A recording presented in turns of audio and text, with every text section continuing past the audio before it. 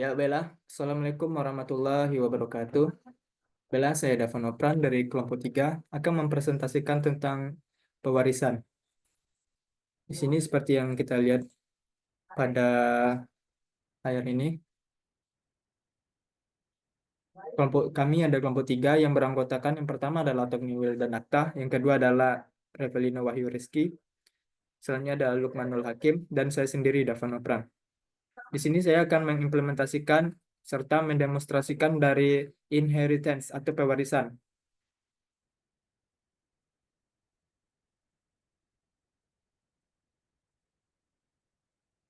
Nah, pada bab inheritance ini terdapat daftar isi sebanyak 7 buah. Yang pertama itu adalah konsep pewarisan. Yang kedua adalah jenis-jenis pewarisan. Yang ketiga adalah superkelas dan subkelasnya. Yang keempat adalah keyword super. Yang kelima adalah overriding method. Yang keenam adalah perbandingan antara overriding dan juga overloading. Serta yang ketujuh adalah implementasi pewarisan dalam bentuk programnya. Bila kita masuk langsung saja, yang pertama itu adalah konsep pewarisan. Pewarisan atau inheritance adalah sebuah pilar fundamental dalam pemrograman berorientasi objek yang memungkinkan pembuatan hierarki kelas. Konsep ini memungkinkan sebuah kelas baru atau subkelas untuk mewarisi atribut dan metode dari kelas yang sudah ada atau superkelas. Pewarisan memiliki keuntungan yang signifikan. Yang pertama adalah reusabilitas kode, yaitu mengurangi duplikat kode. Yang kedua adalah ekstensibilitas, yaitu memudahkan perluasan fungsionalitas dari kelas yang sudah ada. Selanjutnya adalah polymorphism, yaitu memungkinkan objek dari kelas turunan yang digunakan di mana objek dari superkelas diharapkan. Selanjutnya adalah abstraksi, yaitu membantu dalam menciptakan hierarki abstraksi.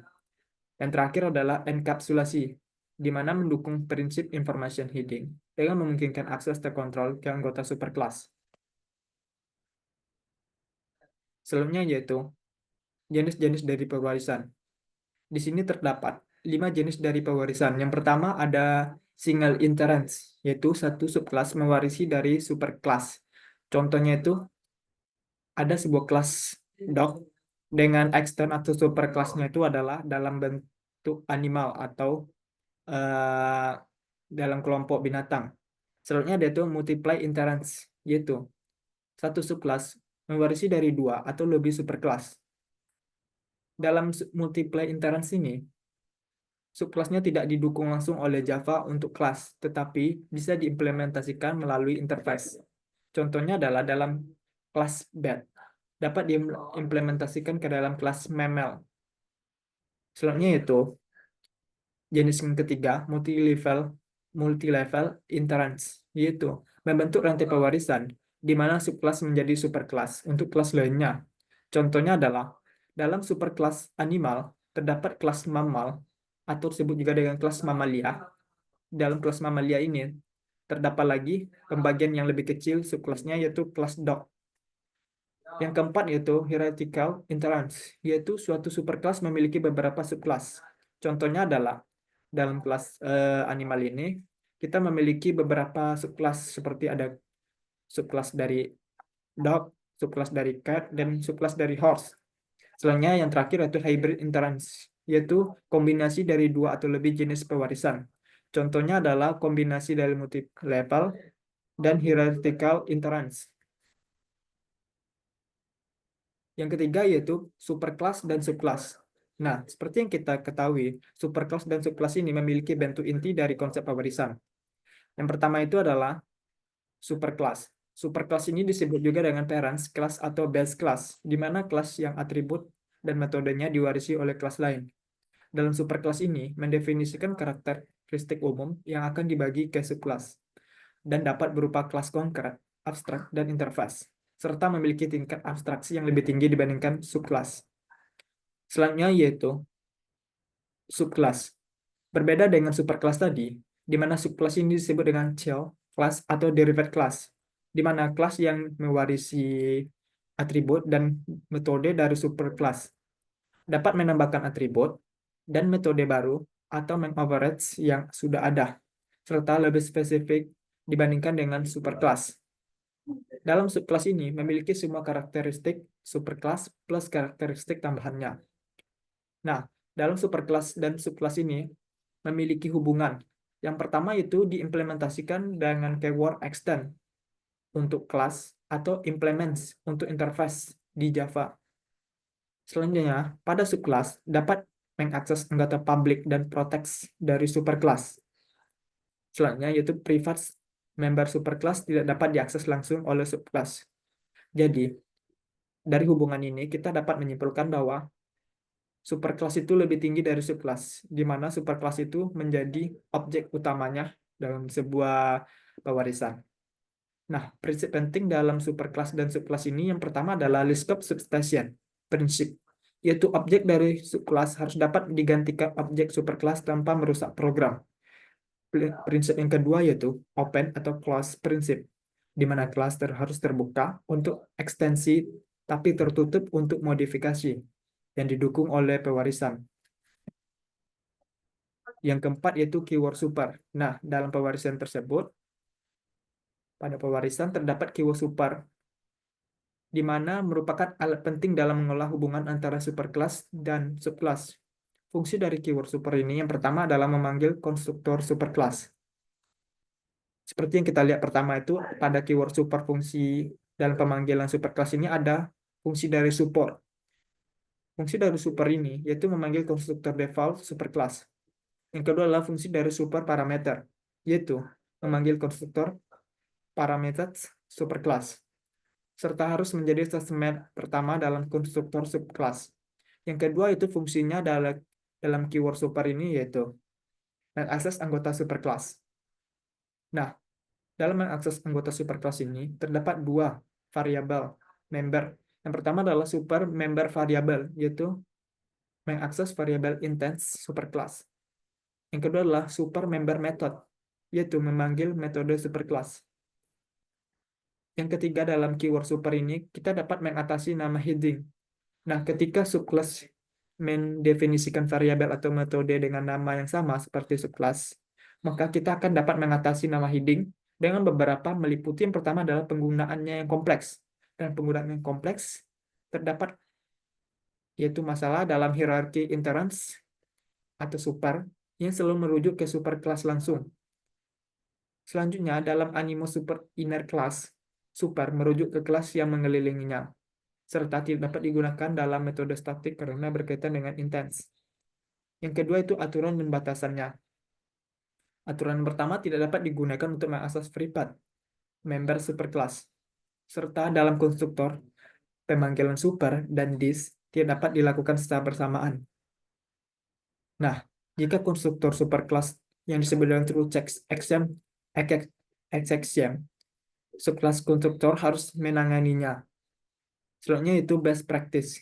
Itu digunakan keyword super untuk memanggil implementasi superclass sebelum menambahkan fungsionalitas baru dalam metode override, serta menghindari penggunaan berlebihan yang dapat menyebabkan tag coupling.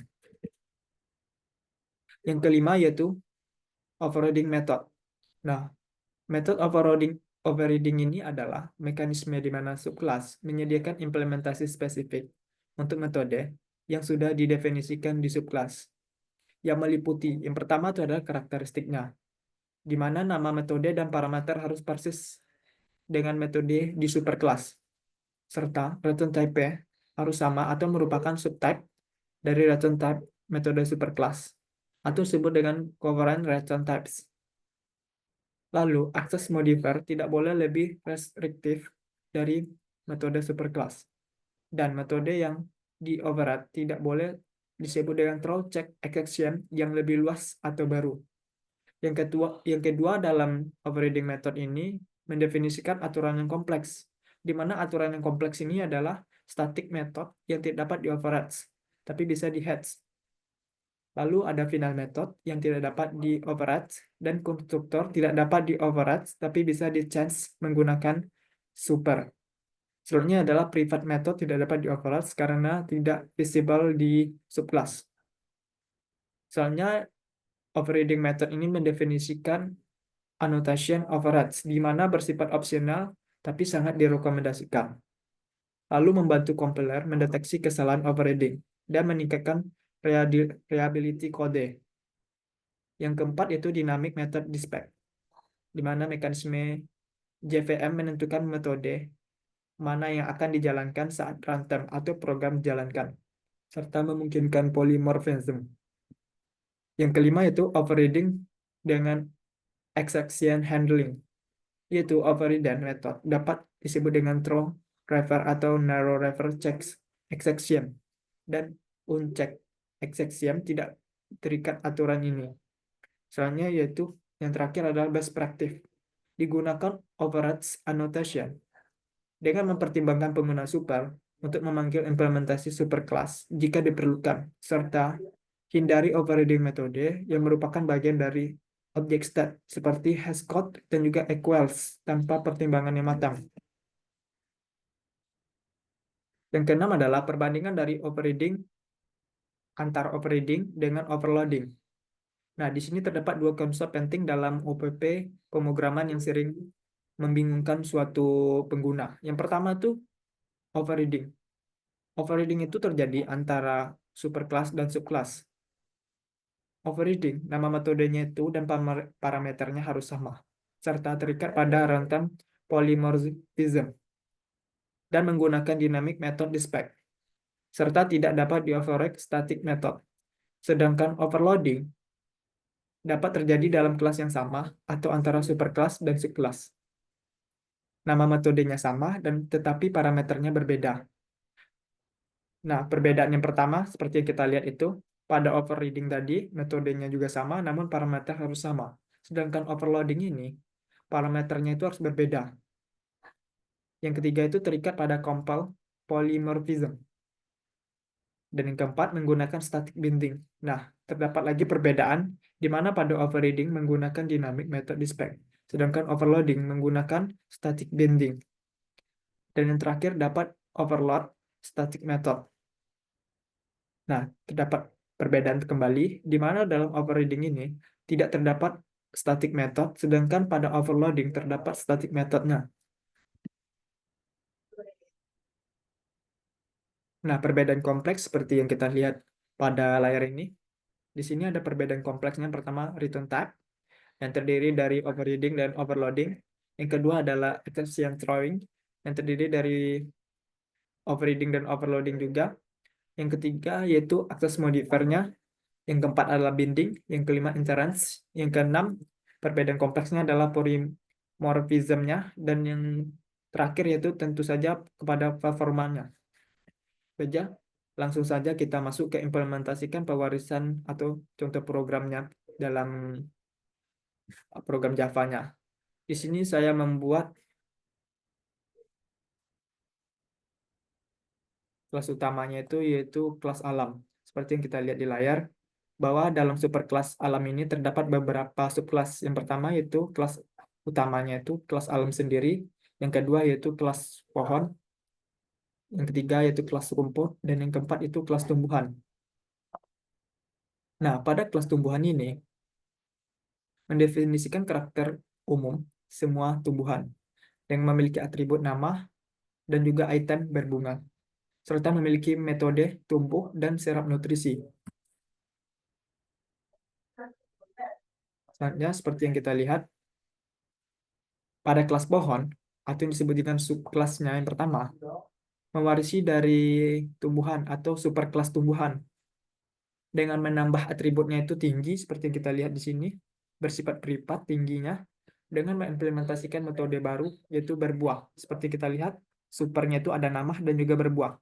Lalu mengoverride metode tumbuh untuk menambahkan informasi tinggi tersebut. Nah, selanjutnya yaitu subkelas dari rumput.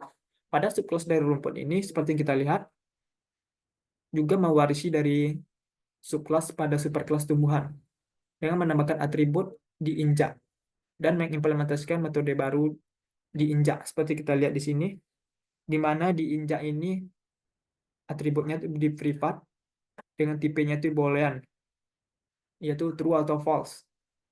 Lalu mengoperate metode tumbuh untuk mempertimbangkan apakah rumput telah diinjak. Selanjutnya itu kelas utamanya itu dalam superkelas itu alam demo, di mana dalam alam demo ini terdapat konstruktor pohon dan rumput, di mana super dari metodenya itu ada nama dan berbunga. akan memanggil konstruktor tumbuhan atau superkelasnya itu. Selanjutnya dalam metode tumbuh yang di override terdapat super tumbuh yang memanggil untuk diimplementasikan dari superkelas. Bella, agar tidak membingungkan, saya langsung saja mencoba menjalankan program dari superkelas alam ini. Seperti yang kita lihat pada layar ini. Di sini saya akan menjalankan dari implementasi inference atau pewarisan ini. Ketika saya run program, maka akan nampak output. Yang pertama adalah output dari kelas utama atau superkelasnya, di mana tumbuhan sedang tumbuh, lalu tumbuhan tersebut menyerap nutrisi dari tanah. Selanjutnya yaitu pada baris kedua terdapat di sini subkelas dari pohon, di mana pohon di sini saya ambil sampel dari pohon mangga. Pohon mangga di sini sedang tumbuh, lalu pohon mangga tumbuh hingga mencapai tinggi 5 meter.